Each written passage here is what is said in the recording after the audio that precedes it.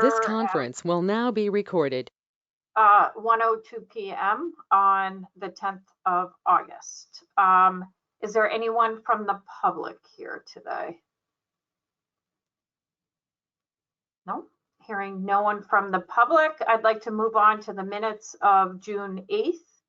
Is there a motion to accept the minutes from June 8th?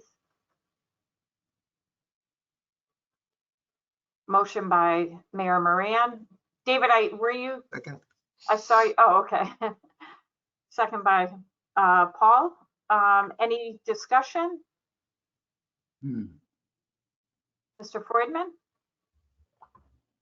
Unless somebody wanted to speak to the motion, I was going to make an amendment. So I'm just asking if anybody was going to speak to the main motion before I introduce an amendment. Okay, may I proceed? Yes, please. Okay, thank you. I'd like to introduce an amendment to change something. It's very close to the bottom of page 3, paragraph G, the end of paragraph G, and a fourth line from the bottom. And it says, Freudman expressed that the two forces, that's referring to the Yukon and the Mansfield police, the two forces do not need to collaborate so closely. That's not what I said. So I'll just introduce the amendment, and if I get a second, I'll ask to speak to it. So I move to delete the end of that fourth line from the bottom, from the word, from two forces to the end. Two forces do not need to collaborate so closely, to delete that and to replace it with resident state trooper and Yukon housing should not collaborate. So so that sentence would read, D. Freudman expressed that the resident state trooper and Yukon housing should not collaborate. That's my motion. I'll second that motion. Okay. So I guess we're open for discussion now. And I guess my comment would be, I know you said Yukon housing. I'm not sure that's actually what you mean, only because I heard the conversation from last night at the council, which is similar to your edit today, correct? Yes, but I'd just like to first speak to my motion, and then we could discuss it. It's Sure. really very simple. I never would have said something as ridiculous as that our Yukon chief of police should not collaborate with his counterparts of neighboring police forces. So of course he's going to collaborate with the Yukon police and the Coventry chief of police and do the things that our police departments do in collaborating, mutual aid, sharing intelligence and the like. So I just never said that. I'm just correcting the record. I don't care. I'm not going to take up people's time to elaborate on all that I did say, although I'd be glad to. Basically, I was saying what we have now is that a Yukon housing office, I believe it's John Armstrong's office of community standards, as he calls it, where they get our police to go around to student houses proactively to basically, I don't know, intimidate them, tell them about community standards, and I consider that stigmatizing and profiling. Again, I'll just leave it at that, although I'd be glad to debate it. So that is what I said. So I said, don't collaborate with the housing office. I never said, don't collaborate with your fellow police chief. So I'm just trying to correct that sentence to what I actually said. Jeremy, may I Yeah, make a? and John, you can comment and we can clarify what your office actually is. Right, Yukon housing would denote or infer that this is university owned and operated housing office, i.e. residential life. My office is off campus and commuter student services. Residential life does not collaborate with with state police. So that clarification should be made in the meeting minutes. As well as John Armstrong does not oversee community standards. That's correct. At one point he did. He is not in that role currently. I That also is want to make that clear because that continues to be bulked into this concern as well. So do you wish to edit, Mr. Freudman, your edits based on the information we just shared relevant to off-campus student housing? Well, John Armstrong just last night at the council confirmed that he goes around with the resident state troopers to student houses, student rental houses. So I don't know what, if you'd like me to use some word other than Yukon Housing, if you want me to use something more specific to the name of the office, then I would accept it as a friendly amendment. I just don't want the minutes to say that I'm opposed to our police chief not coordinating with fellow police chiefs. If you don't like the word, what is your objection? Do you not like Yukon Housing? I mean, I'm not objecting. If you want to put that motion how you have it, we can yes, go from there.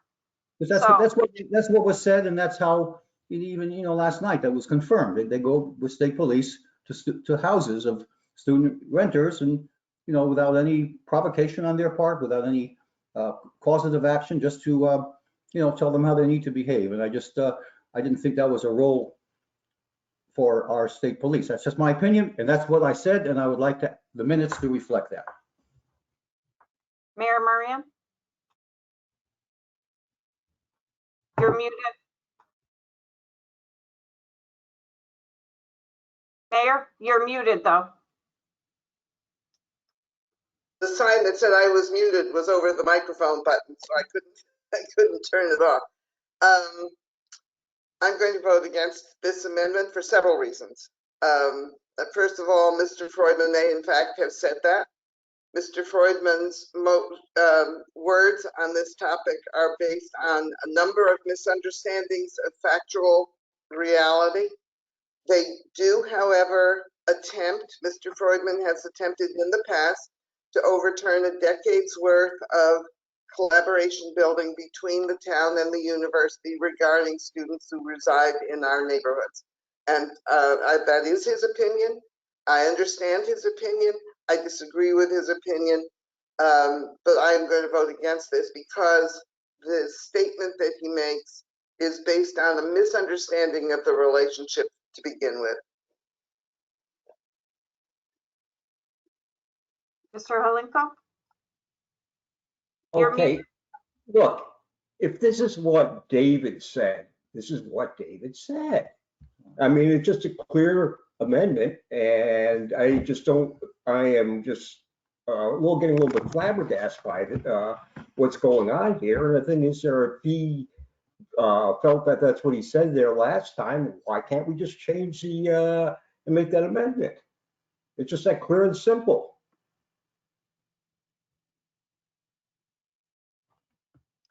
So is there, Mayor Murray? For the second and final time, town minutes as a rule reflect, although they differ from committee to committee, as a rule reflect actions rather than purely reflect the comments of individual members of the committee. And I think that's a good rule, and that's another reason that I am going to vote against this. Excuse me, but you're saying in the minutes that that's what I said, and I'm just saying put in what I actually said. So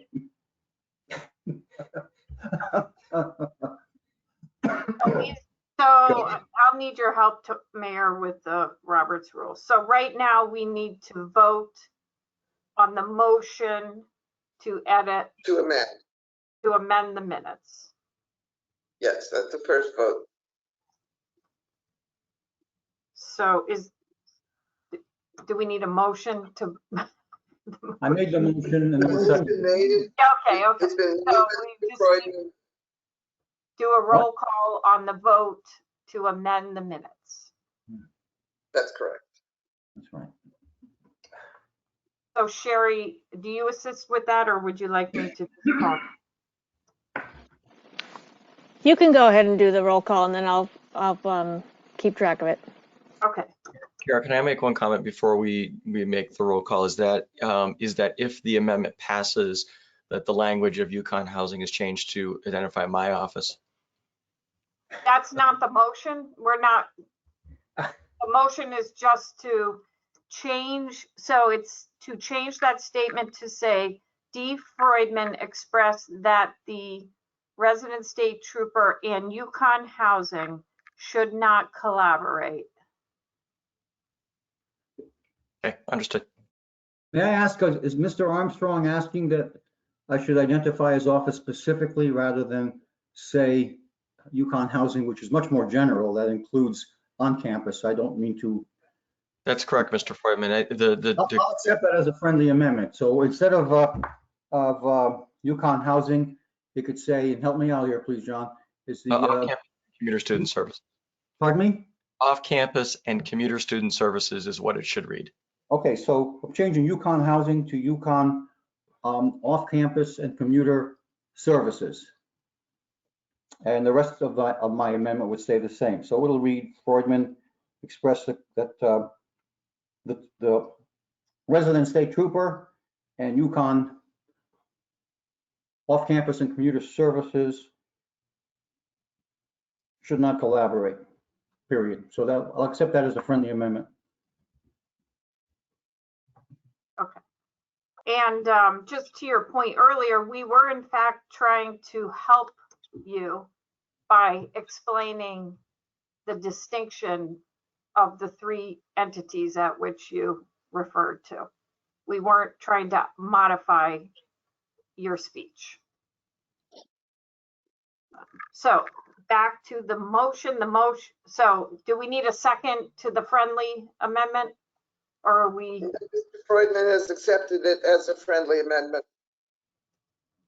Okay. So we are now voting on the motion to amend the minutes. So Mr. Aho, I vote in favor of the amendment. All right. Mr. Armstrong, I vote against the amendment. Mr. Ellsworth, Vote in favor of the amendment. Mr. Vasington, I'm okay with the amendment. Mr. Freudman, I vote in favor. Mr. Halinko, In favor. Mayor Moran, Against. Mr. Gilbert, I vote aye. and I believe the amendment passes. So now we need a new amendment to approve the minutes of June 8th. Is there a motion? The motion on the table is to approve the minutes as amended. It's Yeah. on the table.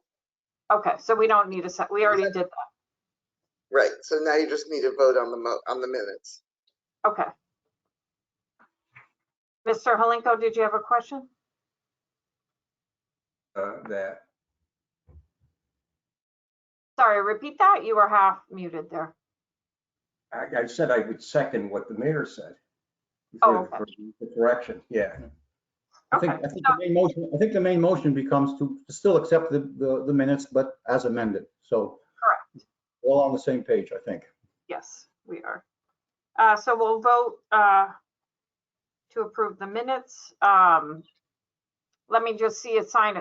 Does anyone not approve the minutes as amended? So it's all in favor of approving the minutes of June 8th. We're 2%. Okay, so updates. First update is introducing Sergeant Stephen R. King. So is either the mayor or the town manager? Sure, I'll tee this up a little bit. Sergeant King, I believe, officially came on board as the new resident trooper supervisor in mid-July. I think it was on around what, like the 12th or something. Yes, July 12th. Yep. And so he and I have had a chance to visit a few times now, and I'm very, very enthusiastic that he's going to basically embrace a lot of the same philosophies that served Sergeant Timmy well in terms of proactive communication, open lines of communication, certainly understanding the importance of collaborating with other law enforcement entities, but also fostering productive working relationships with entities like the Human Services Department. And his background, his previous experience in Mansfield gives him a leg up in terms of his familiarity with the community. Obviously, there's always change. I'm sure he's already picked up on a number of changes since his time here previously. But he comes to us with a pretty extensive career in law enforcement, and I believe he's held the rank of sergeant for a number of years now. And so we're delighted that somebody has been selected for this important role that is a progressive thinker in terms of law enforcement, but also has a wealth of relevant experience, pre-existing knowledge of the community. And I think Sergeant King's been well received by all department heads here in town, and we're happy to have him. So happy to turn the floor over to Sergeant King to continue on that introduction. All right, thank you, Ryan. I guess I can't add too much to that. I've been with the state police for about 13 years, been a supervisor for the past 7. And prior to getting promoted, I was here in Mansfield for a couple of years under Sergeant Knorr when we had a lot of the positive changes as far as spring weekend and just the overall fall and spring weekends, but also getting to see the development of downtown Mansfield and some of the other big projects going on in town. So after getting promoted, I made my way out to Troop D in Danielson and pretty quickly back to Troop C. And once Sergeant Timmy retired, I put in right away to come back here because I had a positive time here in Mansfield, and looking forward to being back and trying to make it a great place for both the students that come here for education as well as the residents of the town. So happy to be here and appreciate the introduction, Ryan. Thank you. Happy to have you, and welcome to the community, and we look forward to working with you for sure. Thank you. Moving on to the agenda, you may notice that Cynthia Van Zelm is not here today. I do have reports from her that I will be reading relative to the items on the agenda that are related to Cynthia. So the first agenda item is about economic development.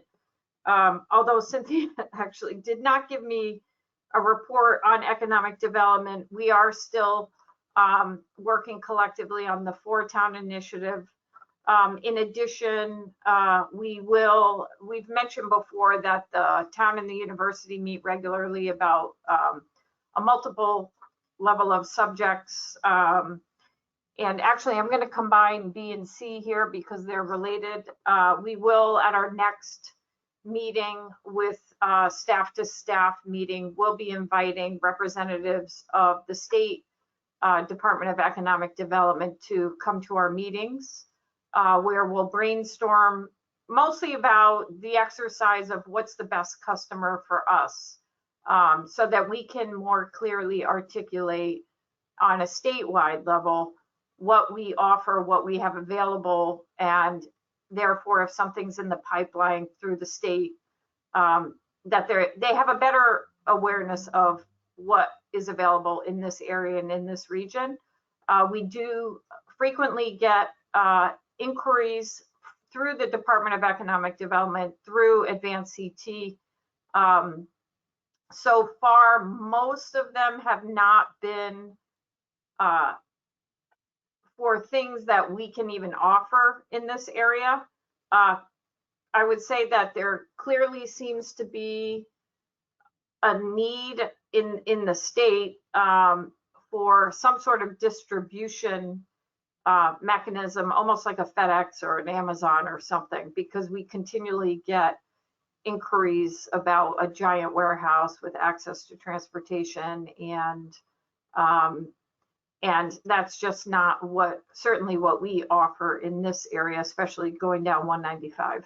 I think most people would say they do not want 18-wheeler trucks going up and down 195 for a distribution center.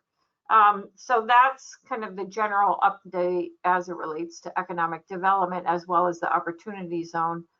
In terms of the Mansfield Downtown Partnership, a couple updates from Cynthia. Right now, the partnership is going through a strategic plan.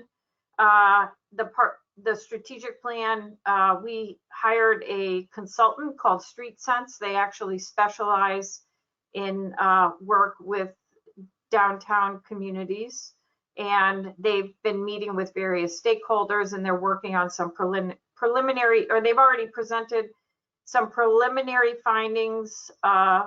A virtual presentation on some of these initial findings and assessments will be happening soon, and we will be inviting the public as well as all the stakeholders, the merchants, anyone that has an interest in participating or understanding about the process. It is an open process. We do want feedback from the entire community, anyone that accesses the downtown stores area. I should restate, or at least if you're not aware of the strategic planning process, it is specific to the partnership as an entity. We do talk about things related to the downtown, since the partnership's principal role is to support the downtown area. I did want to clarify that this isn't a Mansfield strategic plan. This is a Mansfield Downtown Partnership strategic plan. Summer concerts. This past weekend, the partnership hosted, or actually it was last week, Patty Tuitt, I don't even know how to pronounce, and her band. And they are having concerts that are returning back on the square. I think they had the movies last night. The first movie was, held on the 6th, actually. So sorry, Friday. And there was another movie this Friday, which is Frozen 2. And those start at 7:30. And we're hopeful that the season of movies will continue into 2022. The Celebrate Mansfield Festival the planning is underway for that. The festival will be held on October 2nd from 2 to 8 p.m. with a rain date of October 9th. She wanted me to say that they're still looking for activity booths and also any sort of welcome booth from UConn and the town. The deadline for which is August 20th. And you can go to the festival website for more information. New businesses in downtown stores. The Fresh Fork Cafe has opened. It's located on the top floor of the University Plaza, which many know is that's where DP Dough is, where Mathnasium was. And Fresh Fork offers a selection of sandwiches, bowls, salads, vegan options, blah, blah. You can check them out on their website and Instagram. I'll also share with you on a related note is that the Graduate Hotel had a soft opening last weekend. So it is open right now. I think they're still not fully operating in terms of the food and beverage. They do have limited offerings right now, but I did want to share with the group that the hotel is up and running and back in order in that way. Are there any questions? Mr. Holinka. I remember last time Cynthia mentioned something to the effect that she made up a bunch of brochures and, was trying to promote the downtown. And I also noticed there's still an awful lot of space available, right?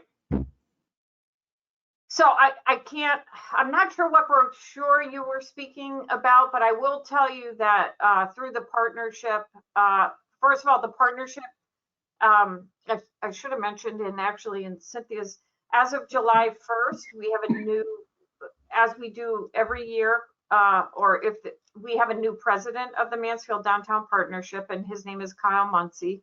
Kyle is an employee of UConn and oversees strategic partnerships for the university. And by strategic partnerships, that's everything with what you may see with through IMG, which IMG is specific to being an athletic sponsor. But it's anything to do with purchasing of goods and services for the university. So we've been actively meeting with, because again, as you may remember, each of those individual buildings that makes up the downtown is individually owned and operated and developed by a different company. We've been actively meeting with each of those individual owners, many of whom are not Connecticut residents, quite frankly, or Connecticut businesses. And we speak to them on a regular basis on how's the market doing, what are the leads, how we can partner together on recruitment of businesses. I don't have a general update in terms of what's vacant at this time. I don't know, Ryan, if you have any general update on that. I do not. Okay, well, the point I'm trying to bring across is about how about actual sod busting on the part of the downtown partnership to go out and approach other entities there to get their interest? So that, we should add this to a topic. I don't want to speak without Cynthia here because that really is part of her responsibilities. So I'm happy to add that as a future agenda item for our next meeting when she's here to speak to that directly, if that is okay with you. Well, I don't know what to say there, but the thing is this is my own take, because the thing is look, making all those brochures are nice, very nice, but something you put on your desk or something like that if somebody comes in to see what's going on. But other than that, I mean, you really have to do a lot of outreach there to get people's interest and get tenants in, because you just drive around, there's a bunch of space. It's more than evident there that you have a lot of vacant space up there, and I would like to see that place get filled up and be a success. Just that simple. Yeah, and I think we share your desire in that regard for sure. Mayor. This has been a real problem for the downtown partnership. One of the issues is that the owners of the buildings, and we're not talking about the owners of the apartments, only the owners of the condominium space that is retail, that is the ground floor. There are 2 owners of those buildings that are new, plus 2 owners of the buildings that are old. And the owners have been very jealously guarded their marketing. They have asked us for suggestions, but they may or may not have taken them. We have been trying to work with their marketing firms so that we get our interests heard and we can encourage them to fill these spaces as quickly as possible with businesses that conform to what we want to see downtown. But they have been really unwilling and hesitant to step up to the plate on that. We've had meetings that sound good and the talk is good, but when it comes right down to it, they have not allowed us to be engaged in any way with the outreach for marketing for those spaces. It's been a real problem for us. That's too bad. That is, yes. Terrible. It is too bad. Yes, and it extends even to the degree of they will not take down their bad web page because they want to preserve their trademark. Oh boy. Yep. Any other questions? I know Linda's not here. Is someone just moving on in the agenda? Planning and development. Is anyone giving a report on Linda's behalf? I didn't plan to. We can, I'd like to add an agenda item later on to talk about apartments at Four Corners. That would be a hot subject in the planning and zoning, but we can talk about that when we get to future agenda. Okay. Moving on, Connecticut murals, Ryan. I guess a pretty brief update in this front. The Human Rights Commission, Mansfield's Human Rights Commission, technically a subset of that entity, a working group, has been spun up in recent months to basically be the lead on the Martin Luther King mural project. For those that aren't familiar with this or haven't heard about it in a while, this is an initiative where 39 communities across the state are each planning to erect a mural, one mural for each year of Dr. King's life, and the intent intent is to have all these murals completed by Martin Luther King Day, Civil Rights Day in 22. So basically coming up here in just a handful of months. The location has been selected, the site has been selected. The plan is to put the mural on the Mansfield Community Building. So figuring out what facade or facades, plural, would work best for that. But that's the planned location.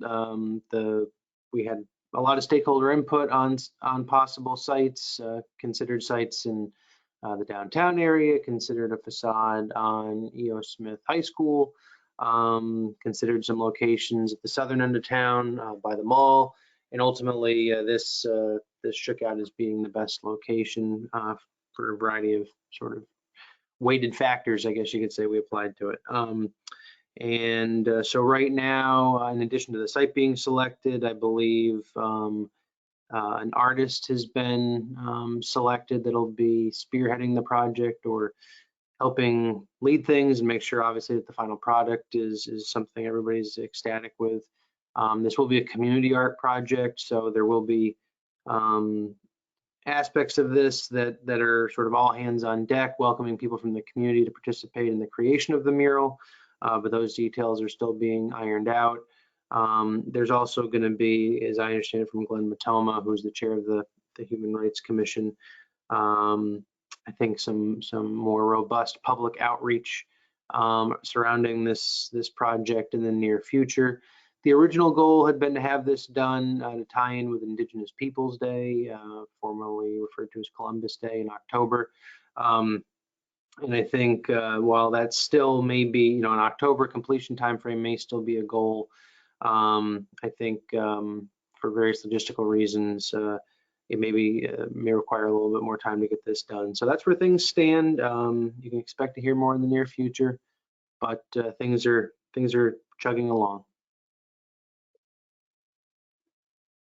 And we appreciate UConn's partnership and support of the project, as well as other external organizations like the local chapter of the NAACP. It really is a multi-stakeholder community project. Sean?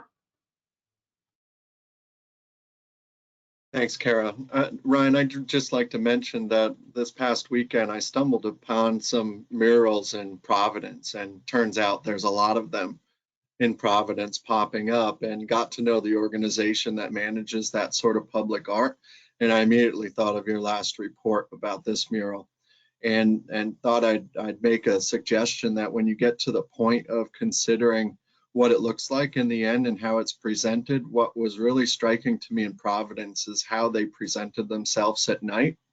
And in most of the locations, they used a certain type of lighting, very simple lighting, but a certain type of lighting that added a lot of richness and depth to those murals that really made them even more meaningful. So what they look like at night might be a consideration. Appreciate that, Sean. Sure.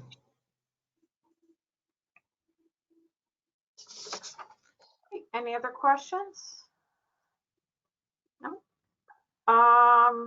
So determine October meeting venue. I know, again, just after following your meeting last night at the town council, is there an expectation essentially that we'll continue with the virtual meetings? That's what it sounded like. I think, we can all, hope for a turn of events, but I think, unfortunately, the likely scenario is that planning for a remote meeting is probably the way to go. Okay. Do we have to take any action on this, or is that unless someone is very thinking in the opposite direction that we resume in person? I think since the group's been meeting remotely all along, hadn't even resumed in-person meetings over the summer, I think, just a continuation of the current format. Wouldn't need any action. Okay, great. Sean, Yukon Construction.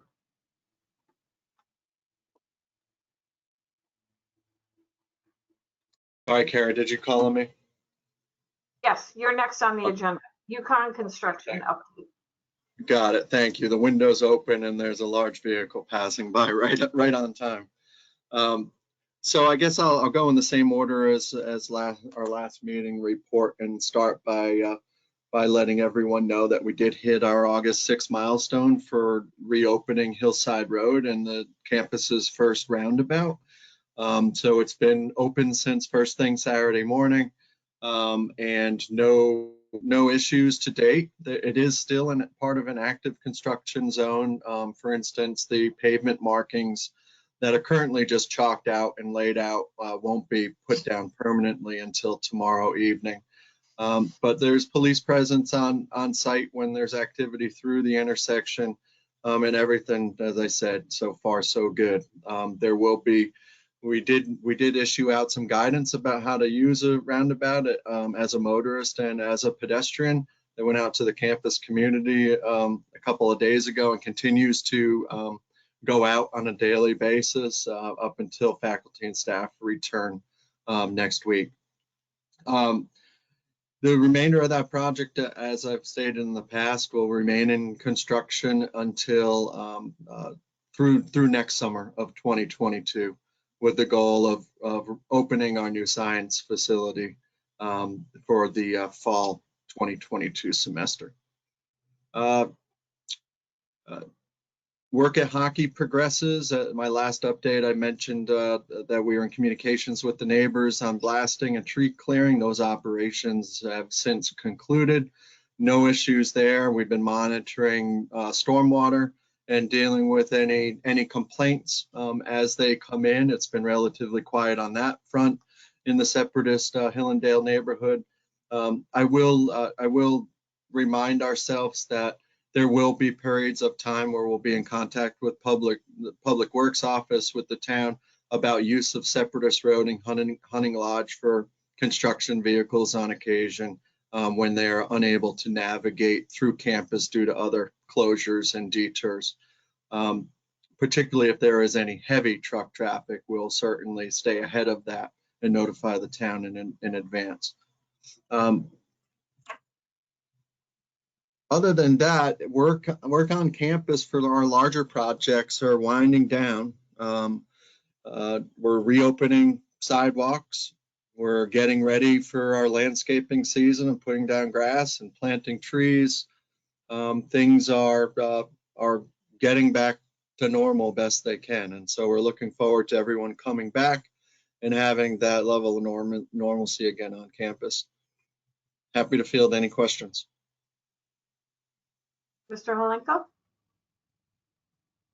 The depot campus there, they were doing some demolition on the old prison there, and now all of a sudden there's just a big pile of rubble where the old Dearden house was, and that hasn't budged since the springtime, early springtime. What's going on there? I'll be happy to share what I know about it. Our office is not managing that work. That's with our colleagues in facilities operations. What I understand is that they were working closely with DAS on that work, and it may in fact be a DAS contractor doing the work in collaboration with the university. So the scheduling might be a bit out of our control. I think it was based on when they could do the activity based on other responsibilities DAS has. As far as I know, the demolition area is fenced off and secured from the rest of the complex, though. Yeah, but the thing is here, like I said, it ground to a halt back in the early springtime and nothing's happening up there. Just a pile of rubble. You know, I live down there. Okay, I mean, the thing is, sir, I mean, I can't understand why they can't continue on that particular project. Yeah, I'd be happy to ask the question. Well, good idea.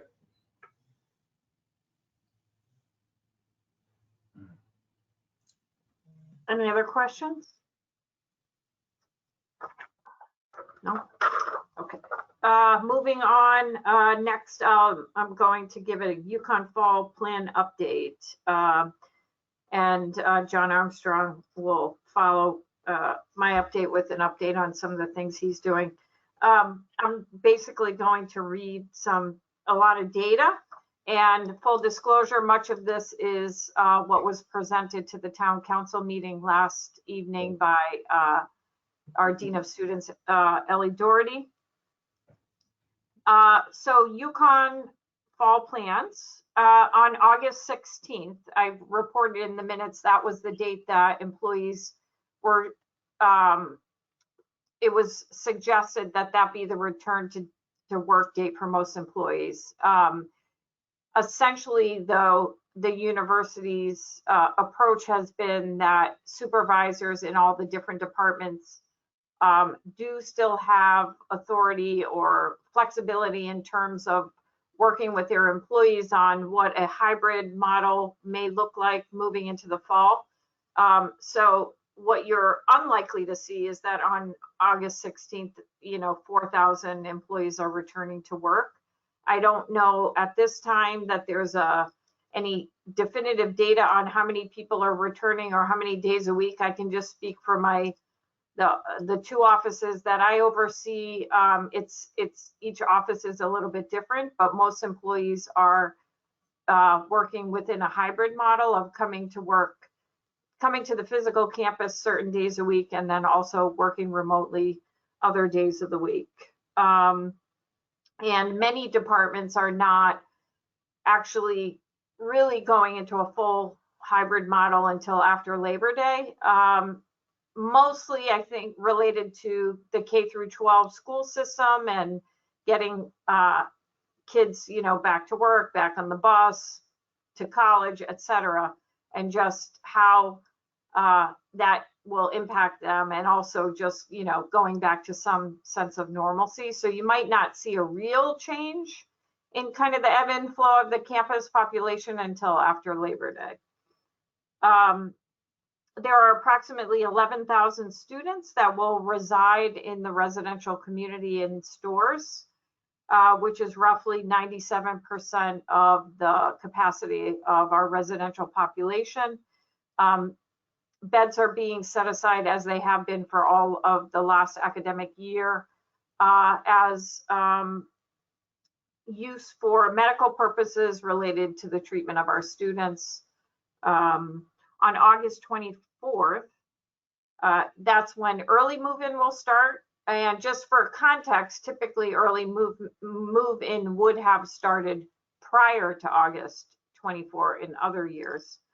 So there is a bit of a delay in terms of the return to campus for a large population.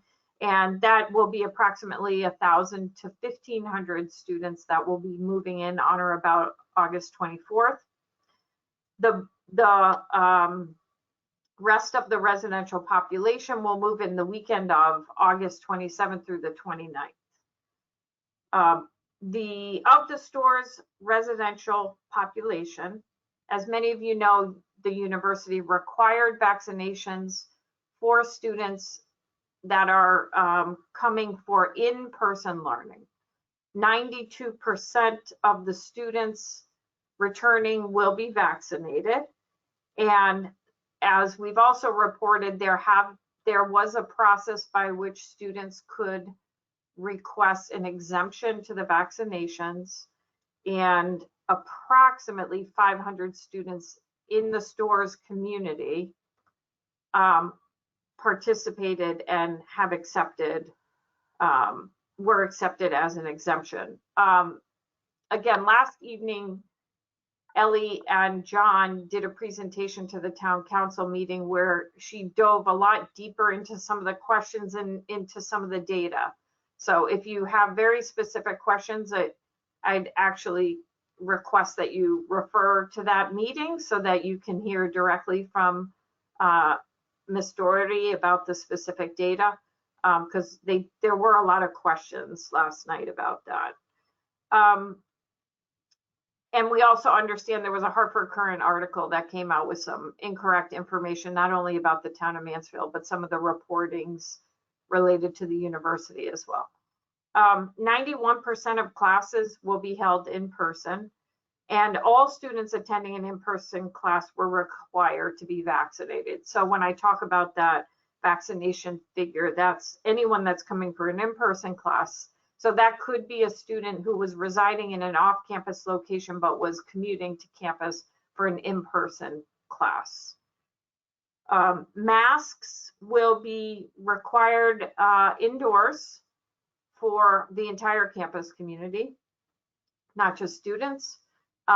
Masks are encouraged for outdoor activities, but not required.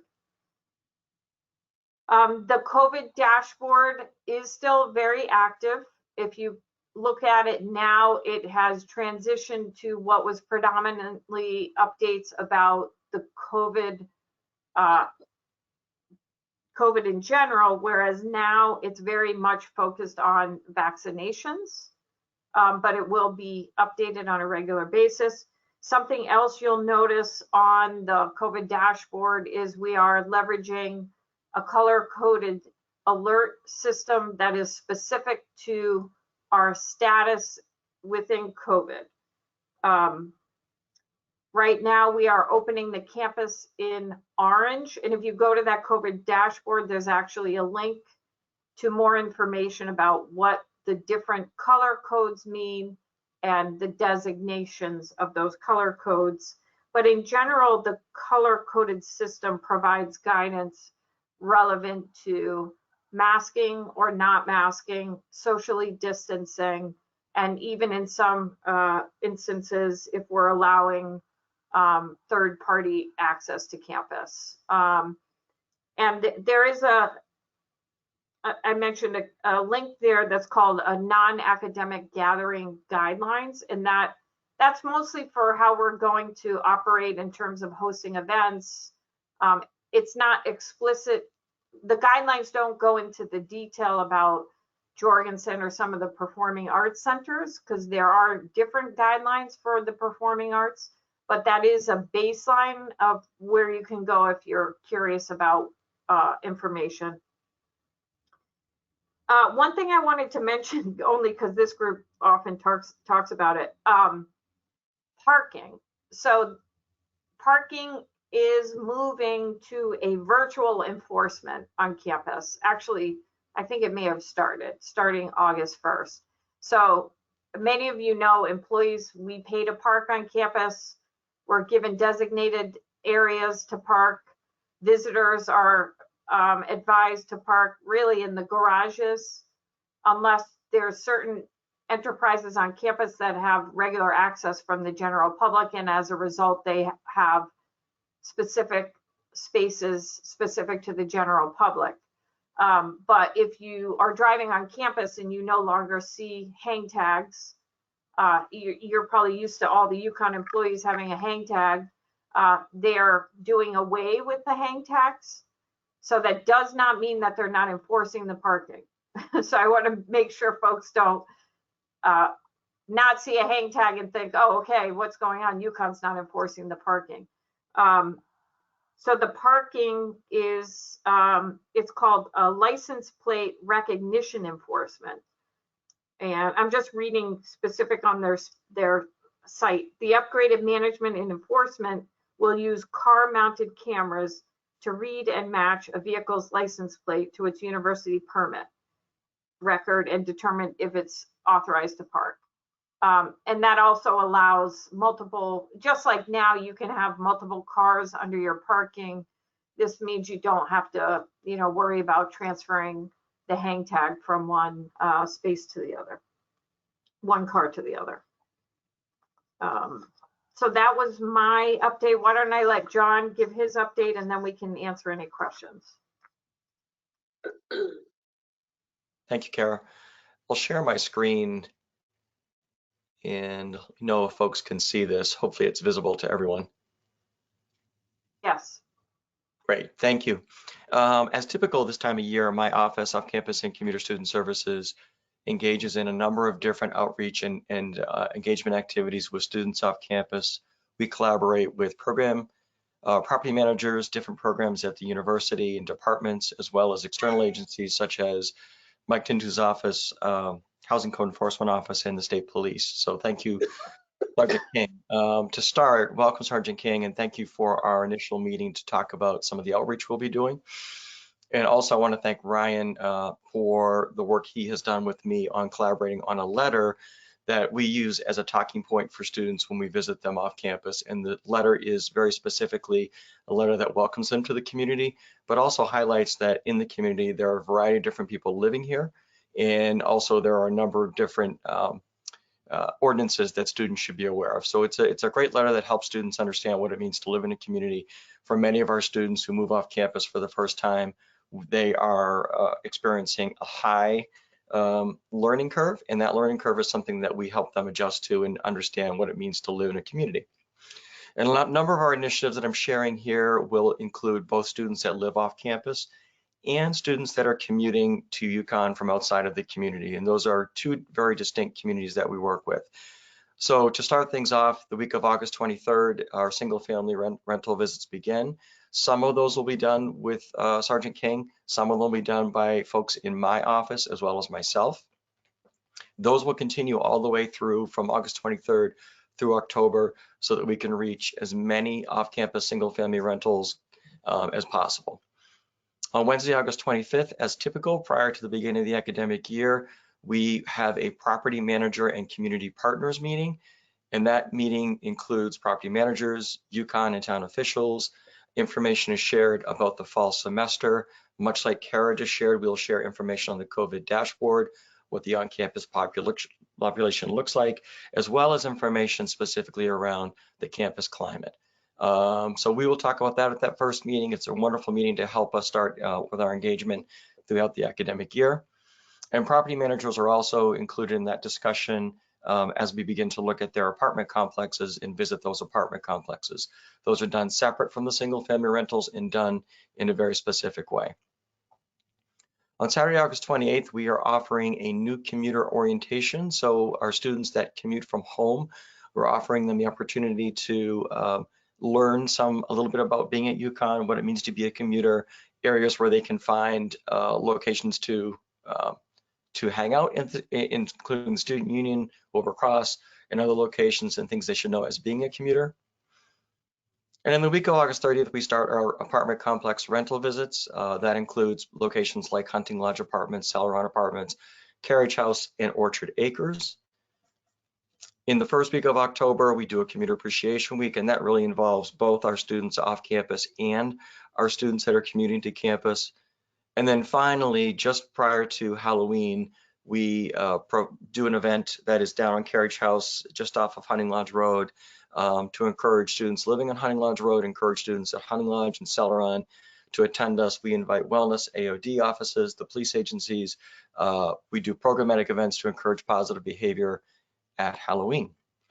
So those are some of the highlights that we're doing. There are many, many more that we do starting in the next couple of weeks, all the way through into November. If there's any questions, I can stop sharing now and take those questions. I did also want to just add something to what my report. Just something I felt like it was important to share is that open house. As you know, open house typically brings thousands of people to this community. Open house is changing how they're actually doing the open houses, and they are occurring over multiple days this time. So they took essentially, they're much more academic focused. And so there'll be one on Saturday, the 16th of October, Sunday, the 17th, Sunday, the 24th, and Saturday, November 6th. So just want to mention that because, again, it brings a lot of traffic. John, do you want to unshare or does anyone? I am trying to do that, and I am not familiar with how to do that on this app. So I'm working on trying to get that information. So, but I think we can both take questions, and I'll work on taking this down. Sure. Mr. Freudman? Thanks. Just a clarification. What is the total capacity of on-campus, residential life, the dormitories? I used to hear the number 12,500. Is that still the case? During a normal time, you're asking. I understand. It was capacity. I didn't say you were at full capacity. Yep. So it's still 12,500. I thought so. Just to clarify. Michael, I think Michael may be able to answer that question for you, Mr. Gilbert. The on-campus housing capacity is in the range of 12,500. That is not considered by Residential Life or Student Affairs to be optimal. That count of bed spaces was available because we converted public spaces and study spaces and lounges in the buildings, which we no longer need to do. But yes, to say 12,500 is in the ballpark of our capacity. Okay, well, I'm glad my memory is not kaput. And whenever I've used the number 12,500, I was always trying to give UConn the benefit of the doubt, because I do remember reading some years ago that that's really a little higher than what you would normally have. It meant that, for the first few weeks, you might have to get people to even triple up or use the lounge or whatever. Okay, I just wanted to confirm that. Yep. Kara, I don't mean to catch you on every little number, but I think you said that with 11,000 students, that will actually be in residential life on campus. I think you said that would be 97%. Possible I did the percentage wrong, that's for sure. If you're asking it was a precise percentage, you're likely to be correct that I was not a precise percentage. Okay, I was using hard to do numbers on the fly. But I think you had said 97%. It sounds like it's more like 88% if it's 11 out of 12.5. But no, that's just wanted to make sure I didn't remember one number wrong or hear another number incorrectly. Thank you for the clarification.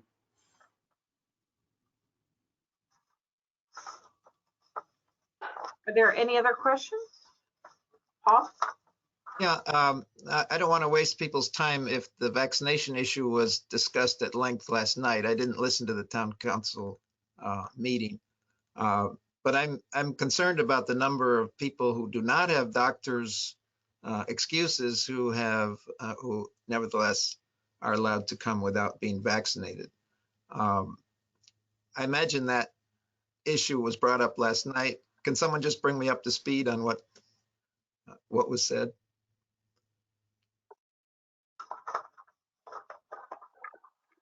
You may need to be even more specific than what you just said, because there were a lot of questions specific Well, to I guess my question is, if you don't have an excuse from your doctor, how come you don't have to be vaccinated?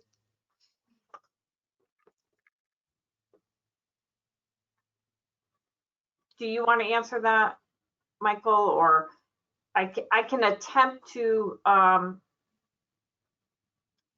interpret. Well, I will.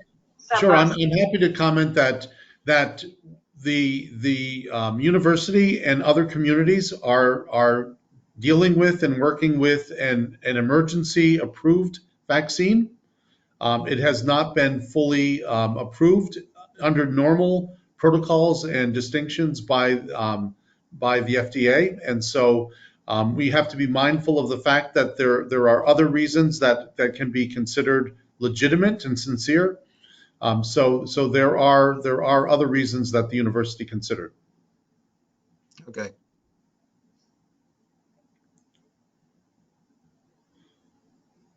I think it's the very reason that many other organizations and communities have been so hesitant to actually require mandates, to mandate these vaccines, because it is still on an emergency approved status, and that raises a number of questions and concerns that our students and their families and the university all considered sincere and legitimate. So part of it is a legal issue. Well, part of it is what we can enforce and defend, Right. yes. Right. Part of it is, a reasonable person standard of saying, is a sincere and legitimate discussion about apprehension due to the timeline in which the vaccine was developed and its approval status, and that is a sincere and legitimate concern that many people hold. So we were mindful of those things. Okay. We also of course considered religious beliefs and religious perspectives and a number of other personal issues that people would bring forward. I will say for the group and to you, Paul, that student response has been very strong. We have over 90% of the students who will be resident students who have been vaccinated, and it's above 80% for non-resident students. And we construe those numbers as positive, because at this point, every summer we're working with students and motivating them to actually comply with our requirements to post vaccination status. So we've actually gotten a very strong response, and we continue to press with students on complying with that requirement. Okay, thank you. The numbers will grow. I can't predict to what degree, but the numbers will continue to grow, to rise. Okay.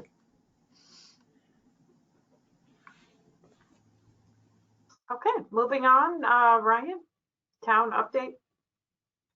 I can report that, I guess, sort of two-phase update. One beginning, I think it was last Monday, so a week and a day ago, the town put into effect or reinstituted, really, face mask requirements for both employees and visitors of municipal buildings, regardless of vaccination status. And obviously that's due in large part to trends going in the wrong direction and concerns over the severity of the Delta variant, and in particular thinking about the youngest amongst us who don't have the option right now of getting a vaccine. There's no vaccine available to them.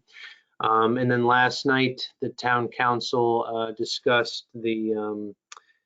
debated the merits of instituting a local universal mask order under the authority granted from the governor's executive order that was issued last Friday, Executive Order 13A, and had some discussion around that. And ultimately, where the deliberation shook out was the council went on the record as basically in favor of moving in that direction and authorizing me as town manager to issue such an order, giving me latitude based on evolving circumstances on the ground, and certainly I'll be coordinating with and obtaining information from knowledge experts, including Eastern Highlands Health District, as far as informing, where things go from here. But that order,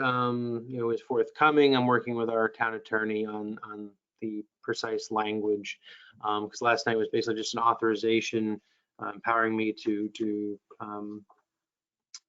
instate such an order. Still need to work with the attorney on fleshing out exactly what that order says and how it applies.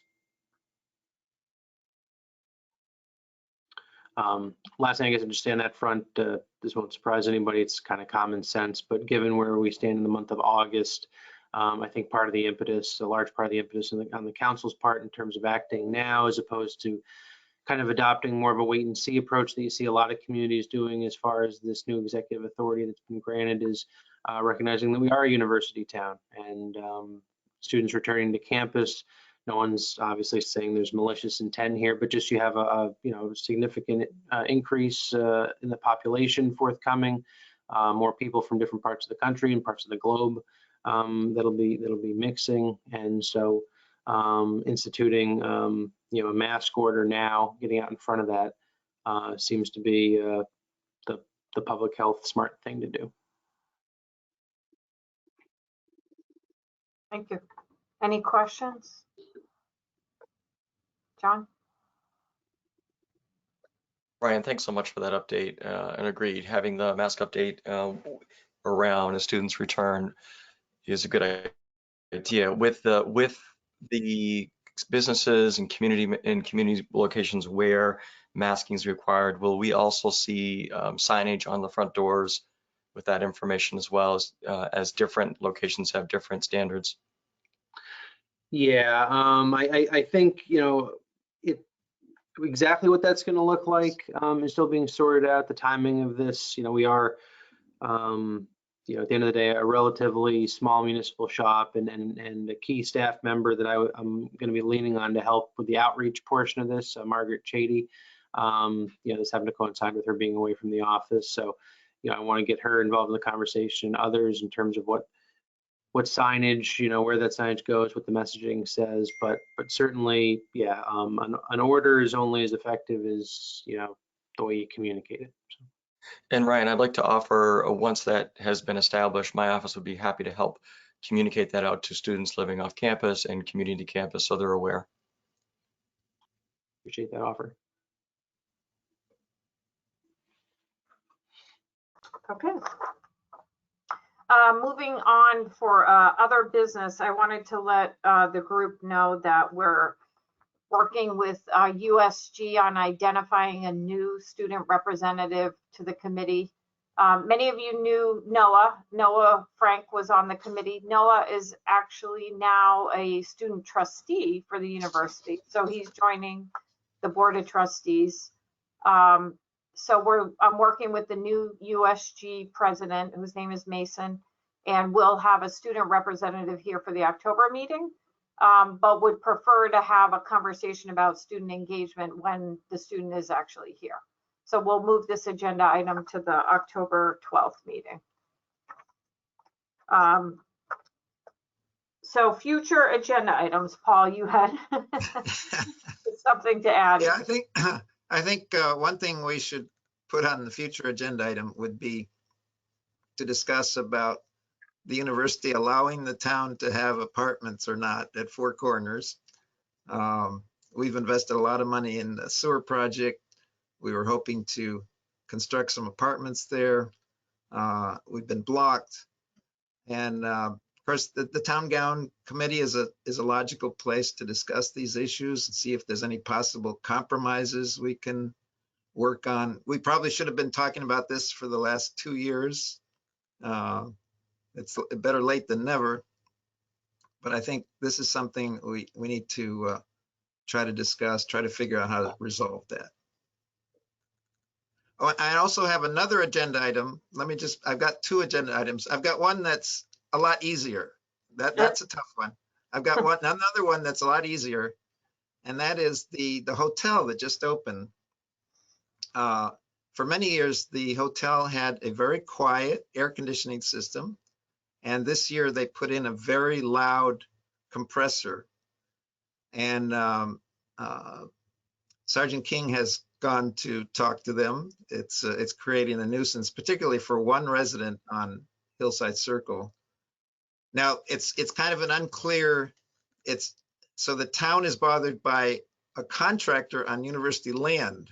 So the jurisdictional issues are difficult, but there may be some way that the university could help the town to quiet down the compressor in some way, to lean on the hotel. So I'd like to put that on the agenda to discuss how we might be able to work on that small problem. On Good that news is topic, that hopefully you won't hear it soon, right? We won't need it, and Now, the ironic thing about it is that Sam Pickering is the person who's most affected by this. And inside the hotel, they have a conference room that honors Sam Pickering. I mean, Yes, the you couldn't, Mansfield room has been renamed the Sam Pickering room, correct? you couldn't make this up. They're making his life impossible and honoring him at the same time. Sorry, Ryan, did you? Oh, I was just gonna say, I did have a chance a couple weeks ago, I think it was, on my way back from a visit probably to the senior center, traveling on South Eagleville Road, to bop over there and see what it sounded like. I stopped along Eastwood and Hilltop. Is that what that road is? Hillside Circle, yeah. Yeah, and then down, obviously closer to the hotel. And it is, even with the leaves, fully foliated, it is definitely discernible from the street, Eastwood area, et cetera. And then, frankly, being in the parking area, the pavement right next to the building, kind of felt like I was in a airport, tarmac or something, standing next to a turbine. It was quite loud. So don't know anything about AC compressors and what, model that is, make, model, and what it replaced. But, I didn't step foot in the hotel to see what it sounds like on the inside of the building. But my first thought was, Jesus, it seems like this would even be loud and noxious if you were a guest in the hotel. But it's all I guess I'm saying is I want to lend legitimacy to the fact that this is not somebody's complaining about just, high degree of sensitivity to any sort of sound. It's quite loud. Okay. Mayor Moran? I hadn't intended to do this, but maybe it's appropriate since there's been a request to put the housing issue on the agenda for the future. I don't know if you're aware that I spent about 20 minutes or longer addressing the Board of Trustees on this issue at its last meeting. We have had conversations with the governor, the lieutenant governor, the governor's staff, the Economic Development Commissioner, and others about the intrusion into Mansfield's plans of development around the issue of housing at Four Corners. Just to let you know, this is not an issue that is going away. The town has filed extensive freedom of information requests of the university to find out what in fact motivated the purchase of that land. We don't believe that the Board of Trustees was fully informed of the motivation behind this purchase, and we have some very serious concerns about what the university has been telling the public, the Board of Trustees, and others about what has been going on. So this is a very significant and serious battle between the university and the town. And it hasn't been mentioned so much here because this is a committee where we have been trying to maintain the most positive kinds of relationships possible. There's a lot we need to do together. But this particular issue has some very, very serious consequences for the town and even for this committee. So just want you to know that that we have taken both legal and political steps, and this issue has not gone away by any stretch of the imagination. Yeah, and also we should mention that the mayor, the town manager, the deputy mayor met with the president of the university as well. That was prior to the trustee meeting. So they spoke directly with him about concerns. He was very much, and to Tony's point, we may not be talking about this in a public forum with the pending actions that are on the table right now. But very much the goal is to look ahead. Again, I mentioned earlier, we'll be meeting with the Economic Development Commissioner, identifying ways that we can work collaboratively, really looking to work together on all of these things. Mr. Holinko? Thank you. I think this is a great future agenda item, because to be quite frank with you folks there at UConn, things have gotten way out of hand for over the last 20 some odd years now with the, between UConn and the town of Mansfield. And it's very disappointing, very, very disappointing. I'm very disappointed with the way UConn has been and currently is treating the town of Mansfield. And the thing is, there's a bunch of things there I'd like to discuss with that. And the thing is, like I said, I'm just disappointed, very disappointed. Mhm. Mr. Freudman? Yeah, I want to support what Eric and Paul and the mayor said. I mean, I would just add, so I'm not just repeating what they said, is that that most recent action you did basically pulled the rug out from under us. It was your way of saying we have veto power over any economic development aspirations you have as a town. If we don't like what you want to do economically, we'll use public money. We have deep pockets.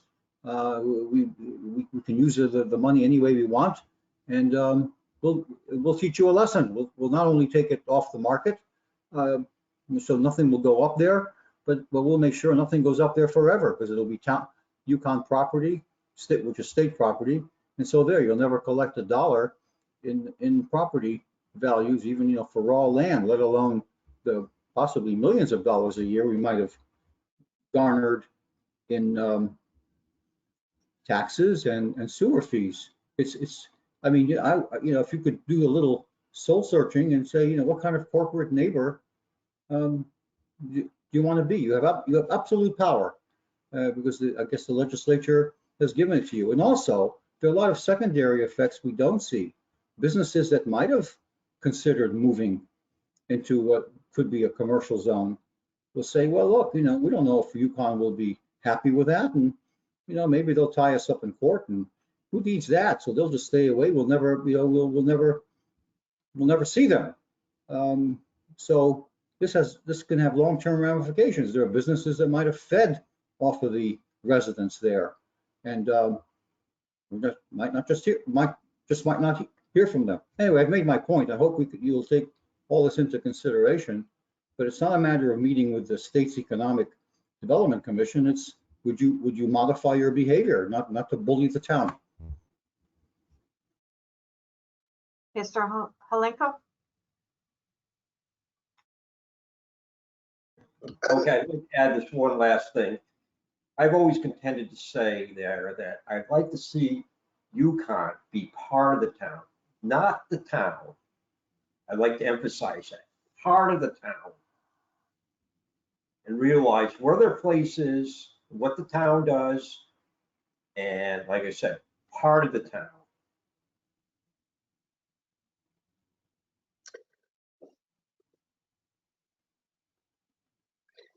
Kara, one of the difficult issues is who can make these changes, and the participants from the university on this committee are not the ones who can do it, which is why we are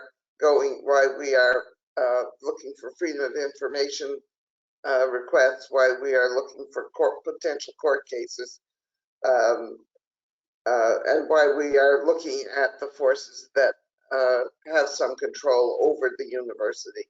I think that everybody who meets with us here, I don't want to blame anybody here in this meeting for the actions that were taken. The actions that were taken were from a different part of the administration, but it has very severely disrupted the relationship between the town and the university, and will continue to do so until things change. I'd like to agree with the mayor that I'm not blaming anyone who's on this committee, but I think that the issue should come up and be discussed. Okay. So that was it for the agenda. Is there a motion to adjourn? So moved. Is there a second? Second. Okay, all in favor? Aye. Okay, Goodbye, stay healthy, everybody. Thank you. Bye-bye. Have a good summer. See you soon. Bye.